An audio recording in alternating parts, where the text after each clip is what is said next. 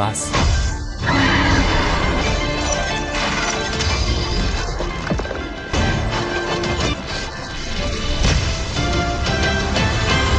Melangkah masuk ke Menara Batu, Lindong melewati kegelapan sesaat sebelum disambut pemandangan aula luas yang dipenuhi aura kuno. Tidak ada rak buku di sana, melainkan hamparan tak berujung loh batu yang bersinar redup. Lindong terkesiap, menyadari betapa mengerikannya fondasi sebuah sekte super. Jumlah seni bela diri di sini sungguh tak terbayangkan. Di sekelilingnya, para murid tampak terpaku mempelajari isi loh batu dengan khusyuk.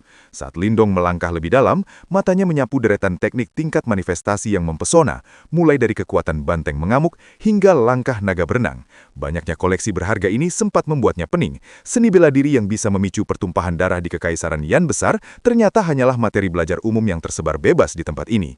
Menyadari mustahil memeriksa ribuan loh batu itu satu persatu, Lindong mengalihkan tujuannya dan bergegas menuju kedalaman aula demi menemukan batu desolate. Langkahnya terhenti 10 menit kemudian saat pemandangan menakjubkan tersaji di depan mata.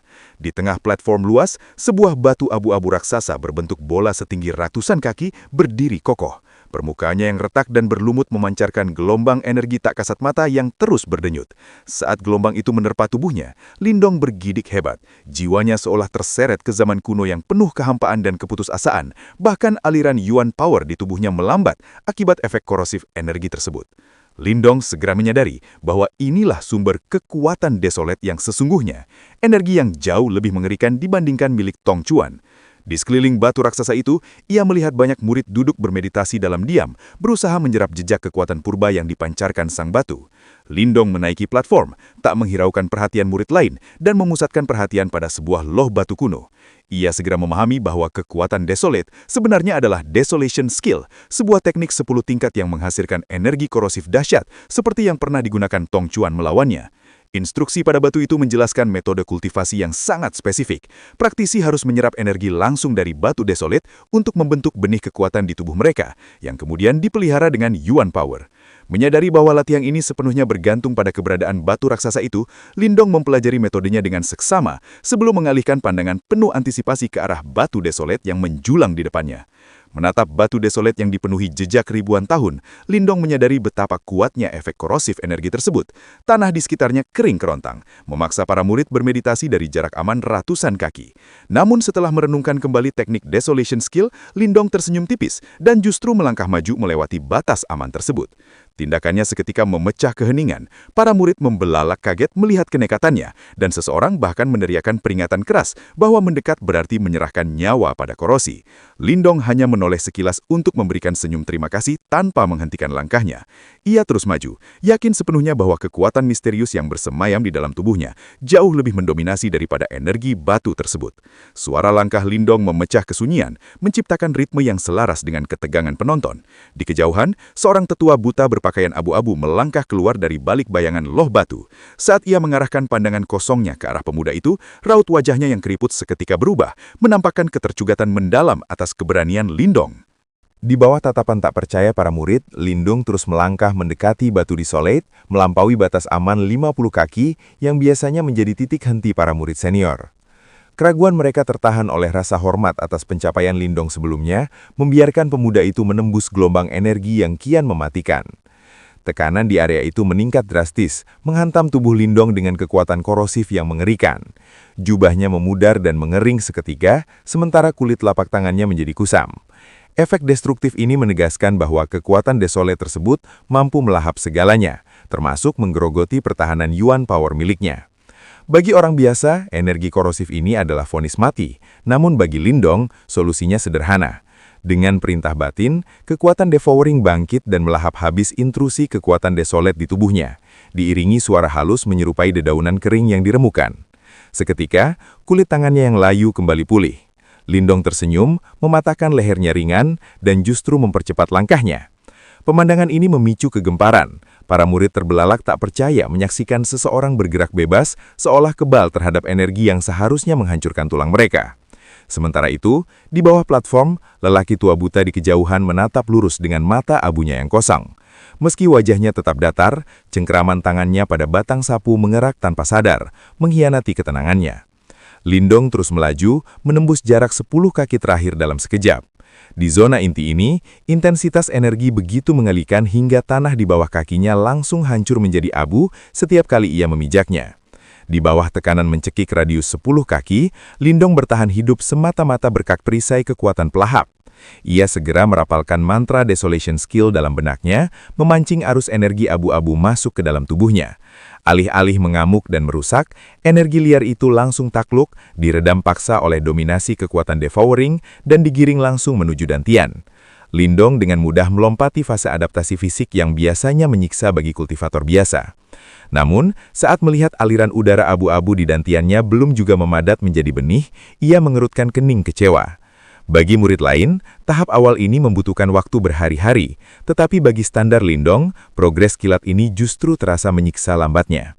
Didorong tekad membaja untuk berdiri sejajar dengan Ling Qingchu di masa depan, Lindong mengabaikan segalanya dan terus melangkah maju, menembus tatapan ngeri para murid. Tindakan gila ini membuat penonton menahan nafas, tak percaya ada yang berani mendekat sedekat itu ke zona maut. Sementara sapu di tangan si tua buta bergetar pelan, menandakan gejolak batinnya. Dilindungi cahaya hijau samar, Lindong menembus tekanan yang kian meremukkan tulang, selangkah demi selangkah, hingga jarak itu habis. Di tengah keheningan total akibat rasa tak percaya, ia perlahan mengulurkan tangan dan menyentuh permukaan kasar batu itu. Seketika, sensasi dingin menjalari ujung jarinya, memicu letusan energi dahsyat layaknya gunung berapi purba yang menumpahkan isinya langsung ke dalam tubuh Lindong tanpa ampun. Tubuh Lindong terguncang hebat diiringi bunyi retakan tulang yang mengerikan. Warna abu-abu kelam menjalar liar dari ujung jari ke sekujur tubuh dalam sekejap, membuat kulit wajahnya retak-retak menyerupai patung batu yang hendak hancur. Pemandangan ini memicu kepanikan para murid, yang yakin bahwa Lindong akhirnya membayar mahal atas kesombongannya menantang kekuatan murni tersebut. Melihat kondisi kritis itu, lelaki tua buta di kejauhan mencengkram sapunya dan melangkah maju, berniat menyelamatkan nyawa si pemuda. Namun gerakannya terhenti mendadak saat sebuah pesan energi mental menyusup ke telinganya. Lindong menolak bantuan dan menyatakan dirinya masih sanggup bertahan.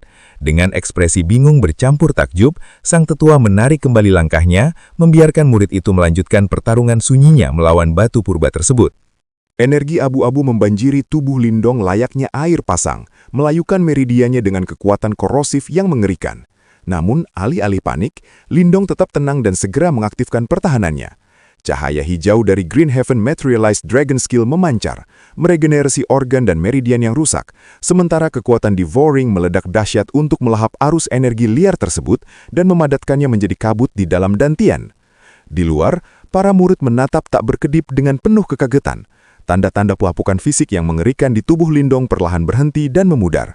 Jelas bagi sebuah orang bahwa pemuda itu tidak hanya bertahan, tetapi berhasil menaklukkan dan menyerap kekuatan mematikan yang menyerangnya. Sang tetua buta terdiam mengamati fenomena di hadapannya.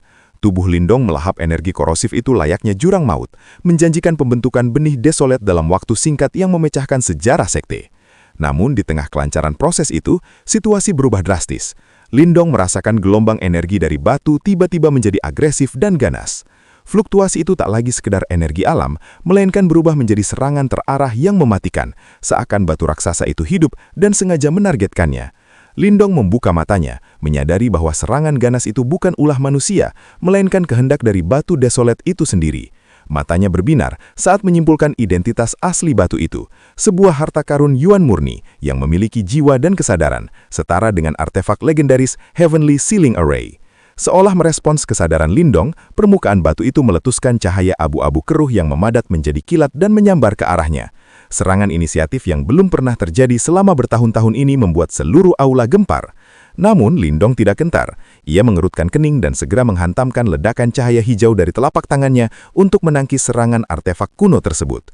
Benturan keras memicu ledakan energi yang membuat udara bergetar. Tubuh Lindong terguncang dan jari-jarinya mati rasa. Batu desolet itu tiba-tiba menarik kembali kekuatannya, seolah menolak untuk diserap lebih jauh. Namun Lindong tidak memundur di ambang keberhasilan pembentukan benih desolet. Ia mencengkeram permukaan batu, menembakkan 5 pilar cahaya hitam dari kekuatan Devouring yang mengebor paksa masuk ke inti batu. Invasi agresif ini memicu amarah sang batu yang segera membalas dengan gelombang energi masif. Di kejauhan, tetua buta itu mengamati dengan ketertarikan mendalam. Perlawanan sengit batu ini mengingatkannya pada peristiwa serupa yang dialami sosok legendaris di masa lalu. Sementara itu, Lindong mengertakkan gigi menahan frustasi. Andai tak ada saksi mata, ia pasti sudah mengerahkan kekuatan penuh simbol leluhur untuk menundukkan batu keras kepala itu tanpa ampun.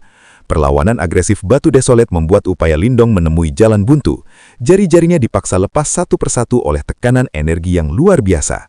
Di tengah amarah dan ancaman kegagalan, sebuah anomali terjadi. Tepat sebelum kontak terputus sepenuhnya, seberkas cahaya putih misterius meledak dari dalam tubuh Lindong melalui jari terakhirnya. Cahaya itu menghantam permukaan batu dan menembus pertahanan energinya yang berlapis-lapis dalam hitungan detik. Lindong terperangah menyaksikan cahaya putih itu menembus seluruh lapisan pertahanan batu desolet dalam hitungan detik. Saat cahaya itu mencapai inti batu, sebuah fluktuasi aneh menyebar, membuat kekuatan di dalam batu itu bergetar hebat seolah tunduk ketakutan. Sesaat kemudian, arus deras kekuatan desolet membanjir keluar layaknya air bah, namun kali ini mengalir deras masuk ke dalam tubuhnya tanpa perlawanan. Energi masif itu langsung menuju dantiannya, memadatkan kabut abu-abu yang tersebar menjadi manik seukuran kepalan tangan. Dalam momen singkat yang intens itu, Lindong akhirnya berhasil membentuk benih desolet dengan sempurna. Ledakan energi dari tubuh Lindong menegaskan keberhasilannya memadatkan benih desolat, mengejutkan semua orang yang hadir. Ia memecahkan rekor kultivasi tingkat ketiga hanya dalam setengah jam, jauh melampaui pencapaian 1 bulan milik Jiang Hao, membuat para murid lain merasa kerdil dan putus asa menghadapi bakat yang mengerikan itu. Sementara itu, sang tetua buta mengamati dengan keterkejutan mendalam. Fokusnya tertuju pada anomali terbesar saat itu. Keberhasilan Lindong menahan dan menembus gaya tolak mutlak dari batu desolat, sesuatu yang jauh lebih mengejutkan daripada sekedar kecepatan kultivasinya. Keberhasilan Lindong menaklukkan penolakan batu desolat membuat sang tetua buta terkekeh takjub. Murid ini benar-benar penuh kejutan. Sementara itu, Lindong tersenyum puas menyadari bahwa jimat batu misterius telah membantunya menundukkan artefak kuno tersebut. Terbentuknya benih desolat menegaskan bahwa Lindong telah melompat langsung ke tingkat ketiga teknik itu. Dengan dukungan artefak rahasia di tubuhnya, ia optimistis dapat mengejar ketertinggalan dan mencapai tingkat ketujuh hanya dalam waktu sebulan, sebuah target yang biasanya membutuhkan waktu tahunan bagi murid lain. Lindong tak menyadari bahwa benih desolat seukuran kepalan tangan miliknya jauh melampaui standar murid biasa yang umumnya hanya sebesar biji persik.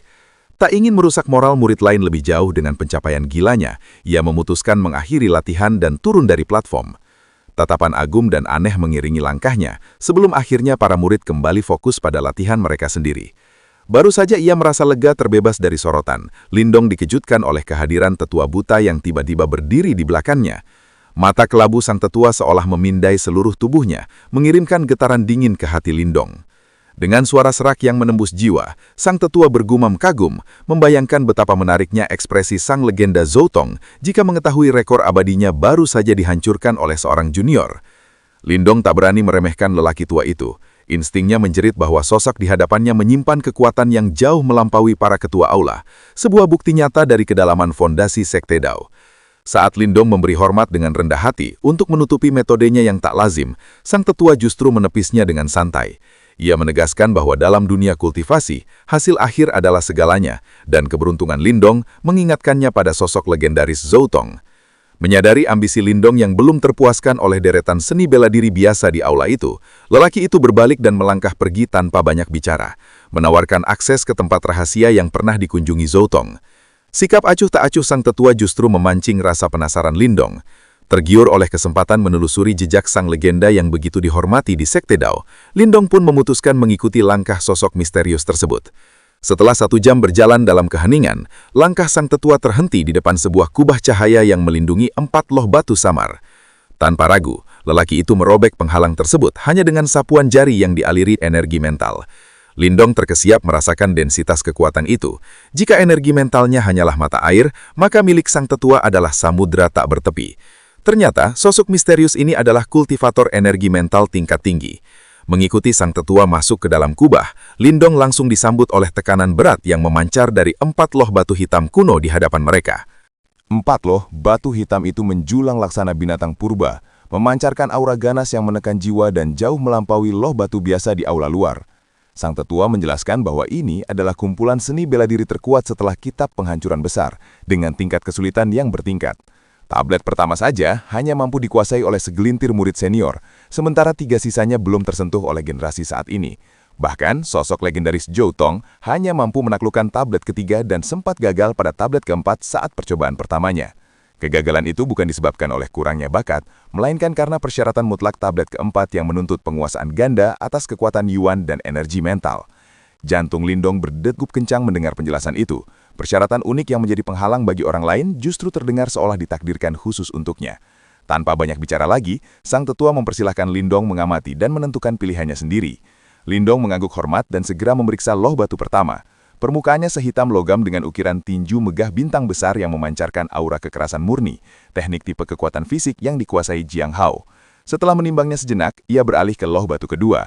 Di sana, ukiran pedang hitam yang diselimuti kabut dingin bertuliskan pedang erosi gelap hebat, memancarkan aura kelam yang menusuk tulang. Merasa teknik itu terlalu jahat dan tidak sesuai dengan gayanya, Lindong menggeleng dan melangkah ke loh batu ketiga. Loh batu ini tampak sederhana dengan gambar sosok manusia layu yang menyimpan energi tersembunyi. Tulisan tubuh sunyi yang hebat terpampang di sana. Lindong menyadari ini adalah pilihan Zhou Tong, namun keningnya berkerut ragu. Teknik ini berfokus pada penempaan tubuh yang akan konflik dengan Green Heaven Materialized Dragon Skill miliknya. Membagi fokus pada dua teknik tubuh tingkat tinggi justru beresiko merusak kemajuannya di kedua bidang tersebut. Lindong memutuskan mengabaikan Great Desolate Body demi menjaga fokus pada teknik Green Heaven Materialized Dragon Skill miliknya, sebuah keputusan yang diamati lekat-lekat oleh sang tetua buta. Ia kemudian beralih ke loh batu keempat yang misterius. Tanpa tulisan, hanya memiliki ukiran mata hitam besar yang memancarkan aura mengerikan. Saat Lindong memberanikan diri menatap ukiran tersebut, mata batu itu tiba-tiba berkedip dan menembakkan cahaya hitam langsung ke pupil matanya.